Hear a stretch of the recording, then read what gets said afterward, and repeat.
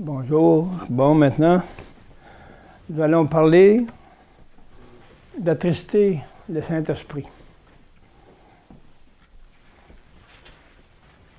Le titre du message, c'est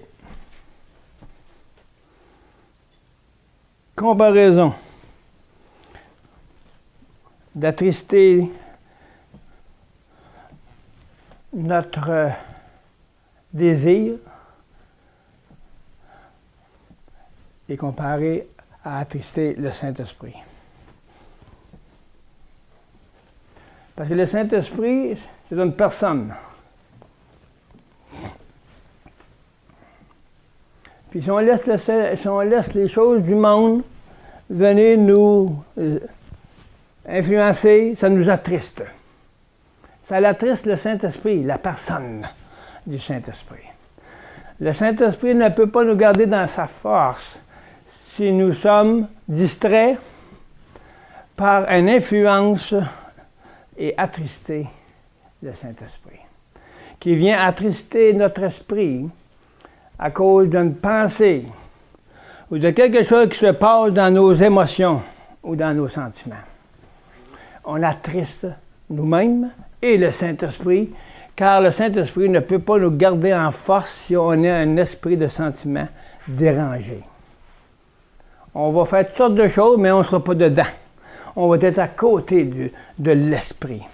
On va être mêlé avec un esprit du monde, avec un esprit de ma pensée, qui vient me hanter ou vient m'influencer par quelque chose du dehors. Donc, qu'est-ce qui arrive quand quelque chose vient influencer notre pensée? Ça veut dire qu'il vient influencer l'esprit de la parole qui est en nous, de ce qu'on fait, de ce qu'on pense présentement. Ça vient influencer mon esprit et je rentre dans des émotions où ce que l'esprit elle-même en moi ne peut même plus être vivante dans ce moment même. Donc on devient vulnérable. Restons dans l'esprit du Saint-Esprit. Quand le Saint-Esprit nous conduit dans la chanson, quand il nous chante dans la parole, restons dans l'esprit, attristons pas le Saint-Esprit, cette personne qui veut nous garder dans sa force par la parole. Arrêtons d'être des enfants charnels. C'est la chair, ça nous rend charnels, ça nous rend enfants. Donc restons à ne pas laisser l'ennemi venir attrister notre esprit. Parce que ça passe à notre esprit.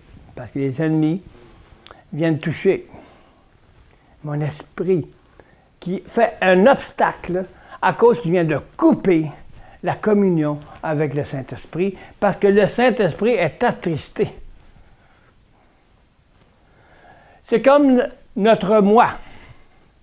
Quand on vient attrister notre moi, on vient contrarier mon moi. Ça m'attriste. Le monde n'aime pas se faire contrarier. Donc, ça vient l'attrister, son esprit du monde. La comparaison est là. Le moi, s'il se fait contrarier, s'il n'est pas mort, il ne sera pas content. Il va se sentir mal et incompris.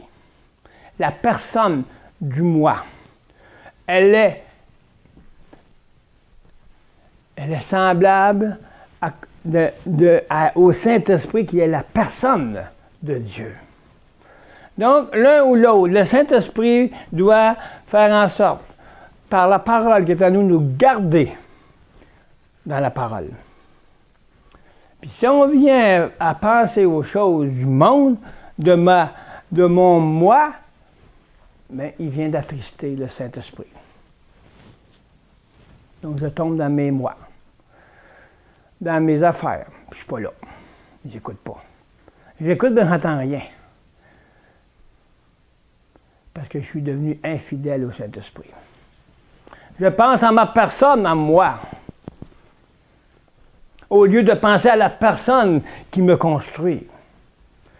Je retourne dans mon vomi pour en fait de voir qu'est-ce qui me contrarie et qu'est-ce qui ne me plaît pas. Le Saint-Esprit nous garde dans la vie. Et l'esprit de moi, c'est pas le Saint-Esprit qui me fait ramener dans mes affaires. C'est mon moi. C'est l'esprit du monde, de mes désirs. Donc, le combat se fait dans l'esprit. Restons l'esprit de construction du cœur de Christ, au lieu de laisser me contrarier par quelque chose qui n'est pas de Dieu.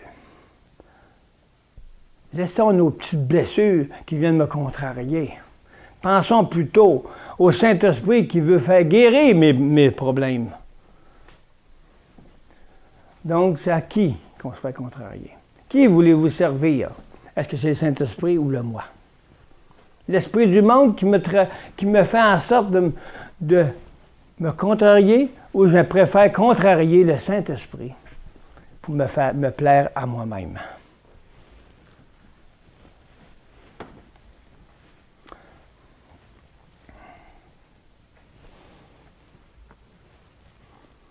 La minute qu'on débarque de la communion, à cause de ma personne en moi, je viens de me rendre triste, ou le Saint-Esprit est attristé. Qui j'aime attrister? Qui doit attrister? Je dois penser à que celui qui me rend triste est mort. Et celui qui me rend joyeux, c'est le Saint-Esprit. Si vous pensez à la mort, vous attristez le Saint-Esprit. La mort, c'est qu'est-ce que moi je pense.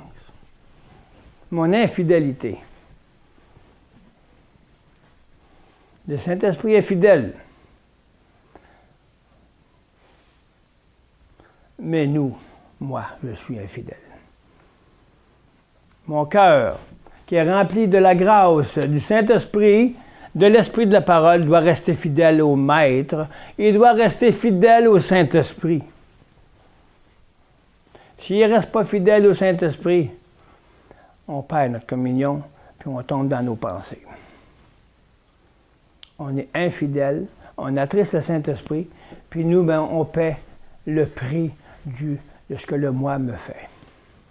Moi. Parce qu'il ne prend pas sa place. Qu'est-ce qui me garde dans la joie? C'est le Saint-Esprit qui anime la parole en moi. Pour pas que mon esprit tombe dans le passé ou dans les choses du monde pour me faire penser à toutes sortes de choses, sauf à ce que l'Esprit de la parole est en moi. Si je pense à la parole qui est en moi, je n'attristerai pas le Saint-Esprit, parce que le Saint-Esprit va se réjouir, parce qu'il va pouvoir agir. Amen. C'est quoi attrister le Saint-Esprit? C'est lui enlever son pouvoir. Fait que garder le pouvoir du Saint-Esprit et laisser l'ennemi perdre son pouvoir sur votre esprit. C'est là que ça se passe, dans l'esprit. Tout est là. On ne le connaît pas, le Saint-Esprit.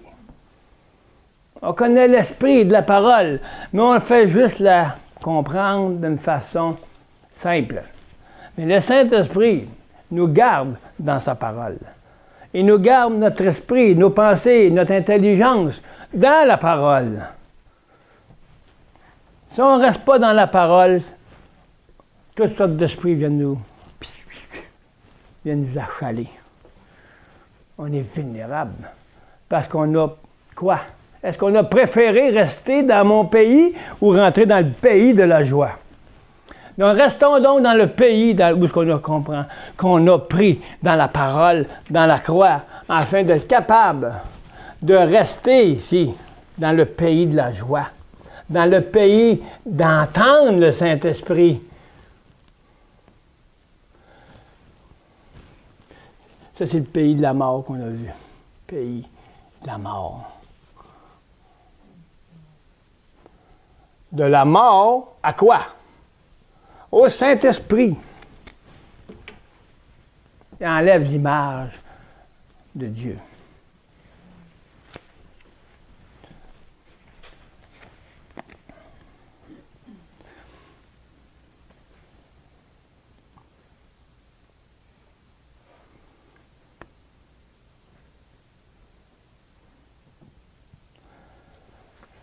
Dans le psaume 78, 40.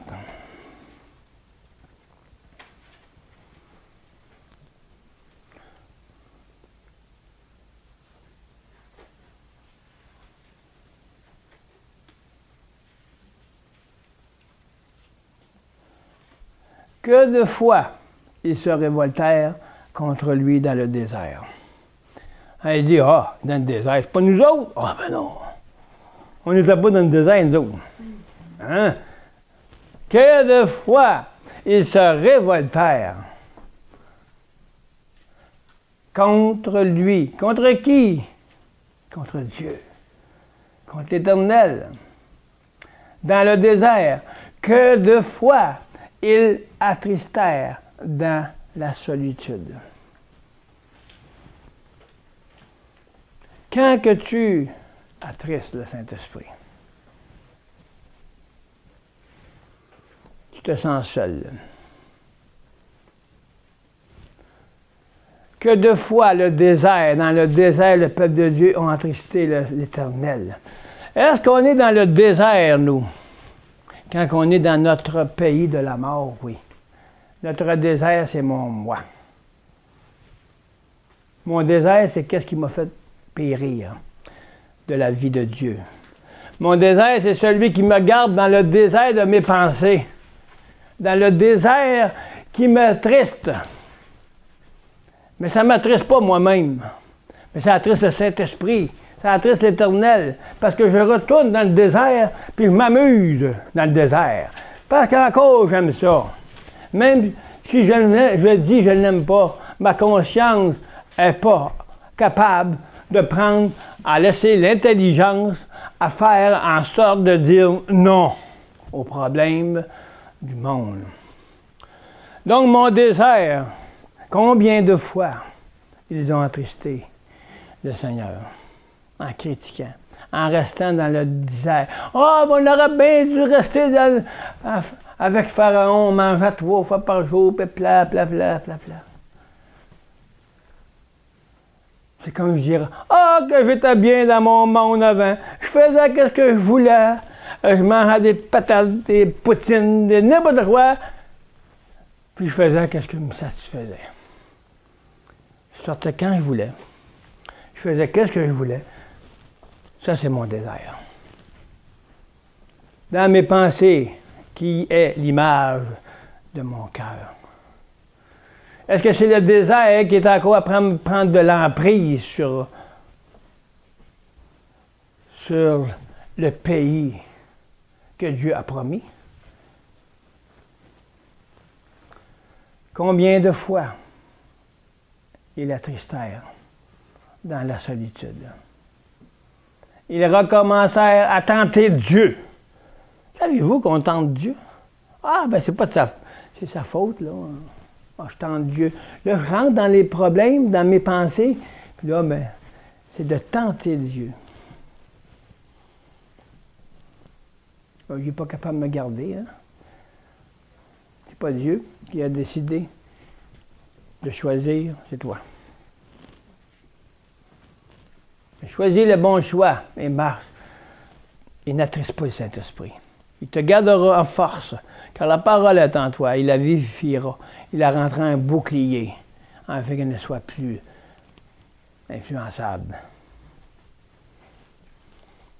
La parole.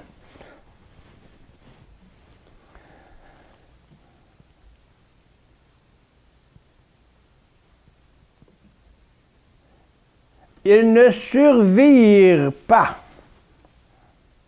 de sa puissance, ni du jour où il les avait libérés de l'adversaire.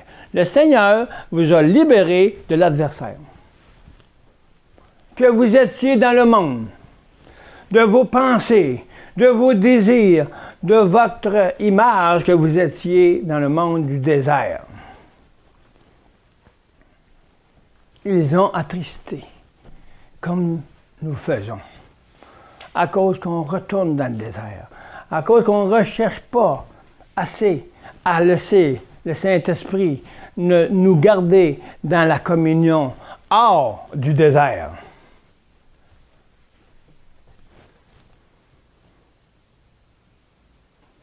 On retourne vers Pharaon, puis on s'énerve. On devient émotionnel, puis on saute l'image.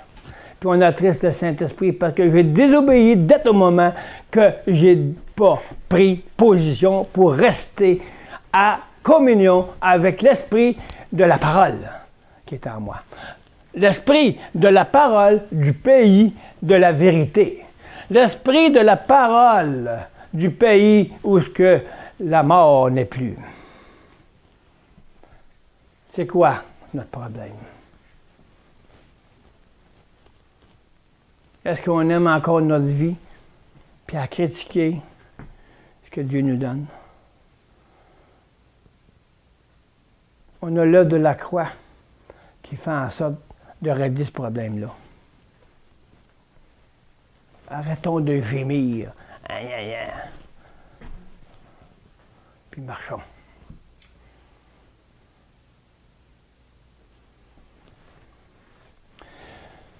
Qu'est-ce qu'on a triste? Le Saint-Esprit ou moi? On parle aux chrétiens, ils sont là. Ah, ils me jugent. Ils me parlent de quelque chose, puis j'ai ça. Parce qu'ils ne savent pas que qu'est-ce qui a été jugé sur la croix, c'est la vieille nature. Mais quand tu parles à quelqu'un, tu lui dis, tu dois mourir à cette vieille nature. Ah, il me juge. Il me dit rien. Non. Dieu te devra juger. Qu'est-ce qui me fait mal? Il me fait dire qu'est-ce qui ne me satisfait pas. Ah, mais tu me juges. Je comprends que tu t'en jugé parce que tu as déjà été jugé. Puis tu ne l'as pas donné au Seigneur. Donc tu vis sous le jugement. Si tu le donnes au Seigneur, que lui il a déjà pris, tu t'en seras plus jugé. Je ne m'arrêterai pas à ces choses futiles et niaiseries qui ne servent à rien. Parce que maintenant, nous vivons dans le pays de la grâce. On n'a pas à s'en faire avec les jugements. C'est parce que les personnes ne sont pas morts. Ils n'ont pas compris le jugement, qu'est-ce qui était fait sur l'œuvre de la croix. Il a jugé le péché, il l'a crucifié. Pourquoi tu te sens jugé? C'est parce que c'est la chair qui fait mal. C'est le jugement de la chair qui a été fait. Donc j'attriste le Saint-Esprit parce que je vis encore dans la chair. Ils se sentent jugés. Pourquoi? Parce qu'ils vivent encore sous le jugement. Ils jugent les autres, critiquent les autres.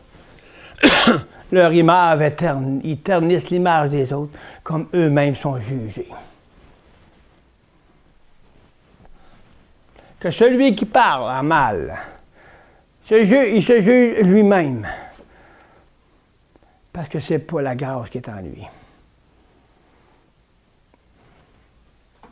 Il attriste le Saint-Esprit, il n'a pas de communion, puis il fait le mal autour de lui. Il est dans le désert. Pourquoi? Parce qu'il se sent jugé lui-même. Parce qu'il est encore dans ses problèmes. Il est attristé. Donc, il faut qu'il fasse quelque chose pour satisfaire. Satisfaire ce qu'il n'a pas été capable de donner au Seigneur. Parce qu'il ne veut pas le donner, il le garde. Donc, il se sent il est jugé lui-même. Puis son jugement, il va passer là un jour. N'attristons pas le Saint-Esprit. Parce que si nous attristons le Saint-Esprit, on ternit l'image de Dieu à nous. On essaie de faire par nous-mêmes les choses, puis on fait juste du mal. Ils se sont promenés 40 ans dans le désert à critiquer le Seigneur. La plupart sont morts. Ils sont morts à quoi? C'est un exemple physique, qui est la mort spirituelle.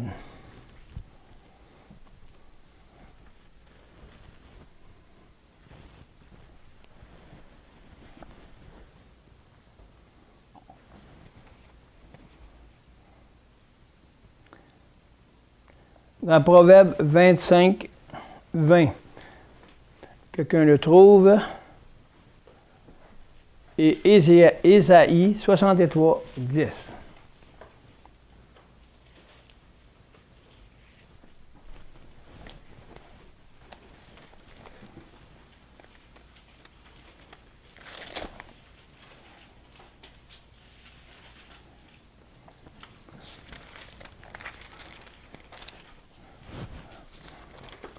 « 25, 20 nous dit «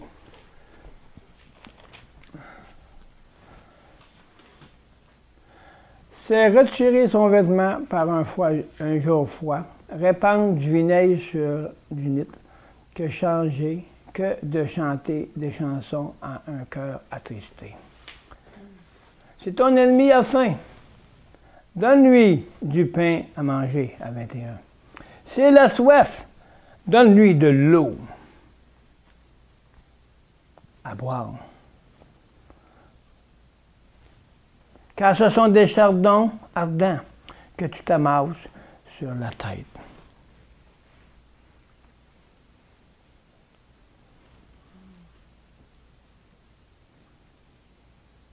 Et l'Éternel te le rendra.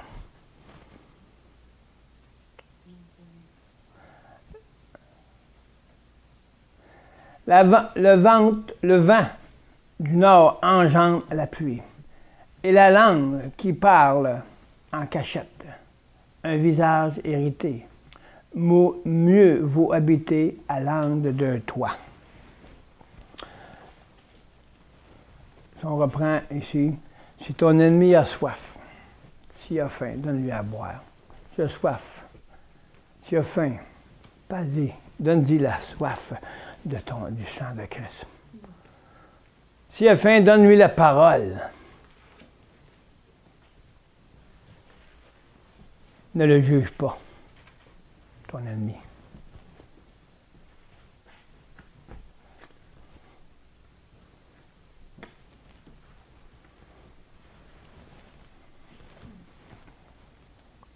Isaïe 63, 10.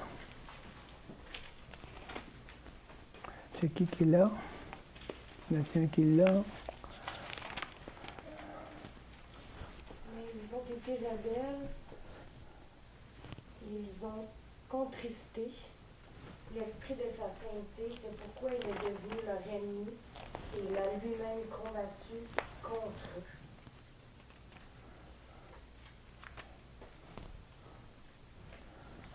Isaïe. Ok, c'est Isaïe.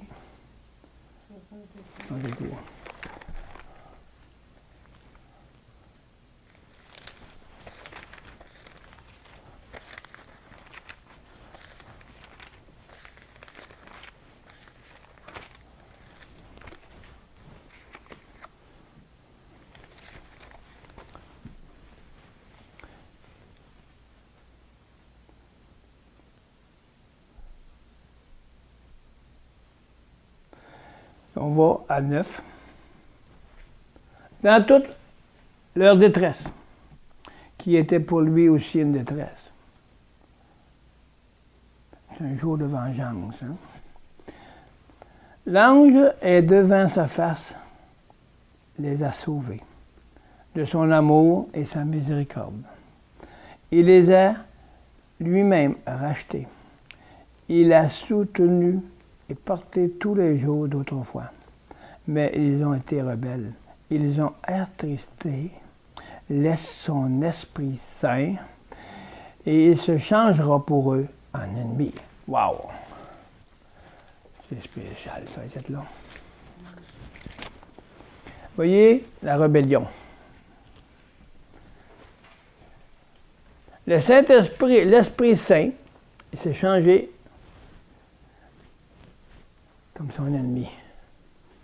C'est sûr que si on n'obéit pas, on est rebelle, on prend le Saint-Esprit et on prend l'Esprit de la parole comme ennemi. Elle ne veut pas ma volonté, elle ne veut pas ma chair, elle ne veut pas donner sa vie. Donc, elle devient une rebelle. Elle devient rebelle et la parole de Dieu devient mon ennemi. Parce qu'elle me fatigue, la parole. Elle me demande de donner ma vie. Elle ne veut plus que je sois comme j'étais avant. Je ne veux plus. Mais elle ne veut pas. La parole ne veut pas se satisfaire dans notre recherche. La parole nous dit, mais c'était la fête, un Dieu d'ordre. Une pub de part avec le monde. Ah, ben là, c'est pas facile. Je deviens rebelle. Et cette rébellion fait en sorte que l'esprit de la parole et le Saint-Esprit, c'est nous qui les voit comme étant notre ennemi. Parce qu'on ne veut pas se soumettre. Ça devient un ennemi. On se fait ennemi de Dieu à cause de notre propre chair. Parce qu'on ne veut pas donner notre vie. On aime mieux garder notre vie au lieu de la donner au Seigneur. Donc, on devient ennemi de la croix. Hein? Ça va tout ensemble. Ça va tout ensemble. La parole de l'ancienne alliance, c'est juste la continuité qui va se faire par la nouvelle alliance. L'œuvre de la croix, elle est dans l'Ancien Testament.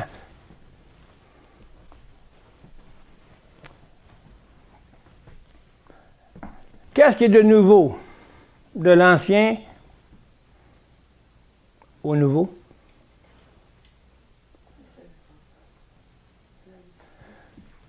C'est Jésus qui prend la place comme agneau saint. Mais Jésus a toujours été représenté par le sang de Christ. Toute expiation se faisait par le sang qui représentait le sang de Jésus-Christ. Donc, qu'est-ce qui a changé, en fait? Il n'y a plus d'animal, mais c'est un Fils de Dieu qui est venu donner la rédemption. C'est ça qui a changé. Ça n'a pas changé, dans le fond. C'est juste qu'il a mis en place ce qu'il avait promis avant la fondation du monde, que Dieu envoyait son Fils.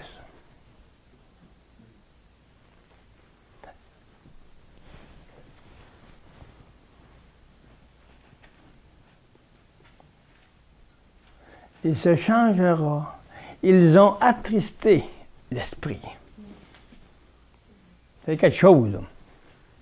C'est d'attrister la parole en nous. Parce qu'on n'obéit pas à la parole. On fait ce qu'on veut. On fait selon notre tête.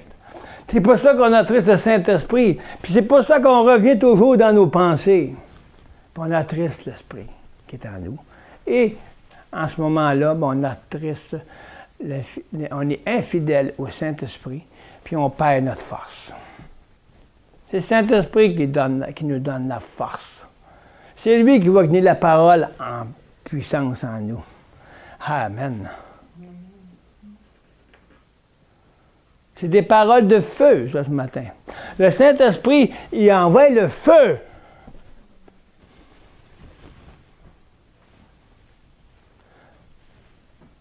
Moi, je suis émerveillé de ce que le Saint-Esprit fait. Je sais, en tout moment, de ne pas attrister celui qui me conduit. Il est en moi. Donc, si j'attriste le Saint-Esprit, j'attriste la parole qui est supposée, qui est vivante. Donc, le Saint-Esprit la tient vivante. Mais si j'attriste le Saint-Esprit, elle a tendance à mourir, à perdre ma communion. Retourner dans mes petits désirs. Mais il faut revenir.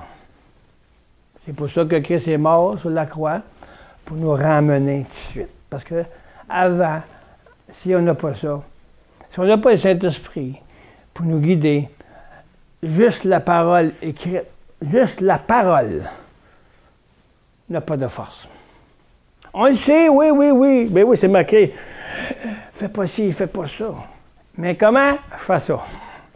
J'ai beau essayer, je ne suis pas capable. Donc, je vais toujours rester stagnant. Mais le Saint-Esprit nous fait avancer dans le désert. Mais nous, gloire à Dieu, on n'a plus de désert. Le Seigneur a payé le prix de ce jugement que nous étions dans le désert pour qu'on ne soit plus jugés, qu'on ne se culpabilise pas, puis qu'on ne laisse pas l'ennemi nous rendre rebelles.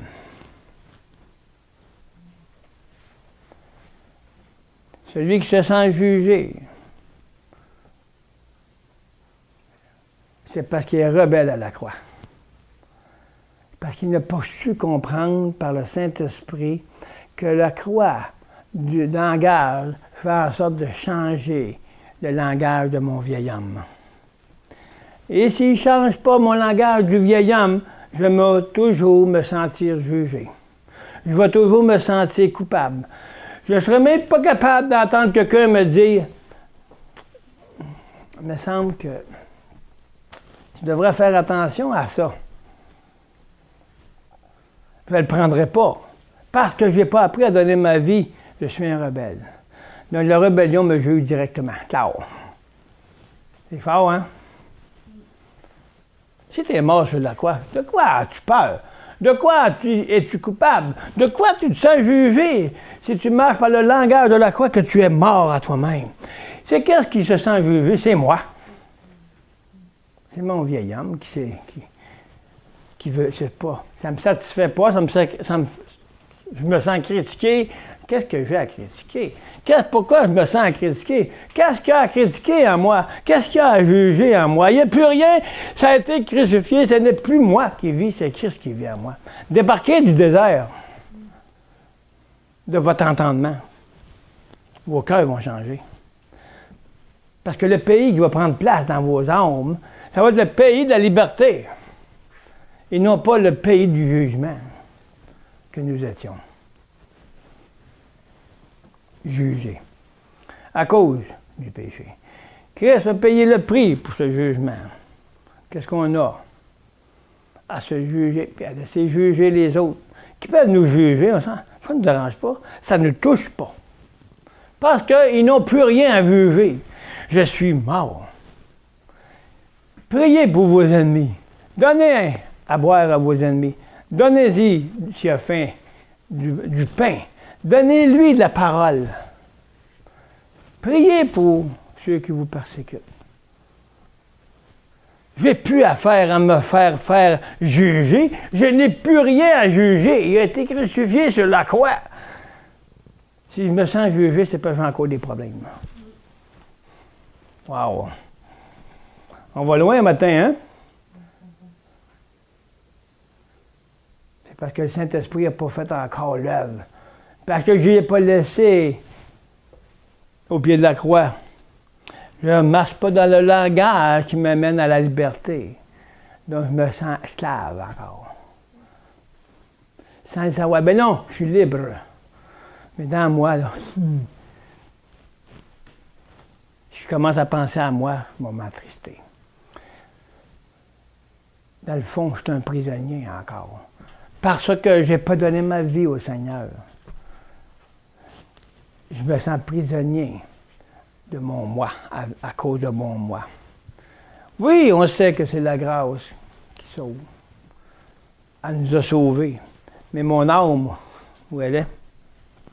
Elle est attristée à cause du moi, à cause de mes décisions, mes choix, parce que j'ai préféré être rebelle à donner ma vie pour que le Seigneur, lui, me donne la liberté, pour plus me sentir sous le jugement, toujours prisonnier à cause que je vis encore dans mes désirs. C'est mon désert.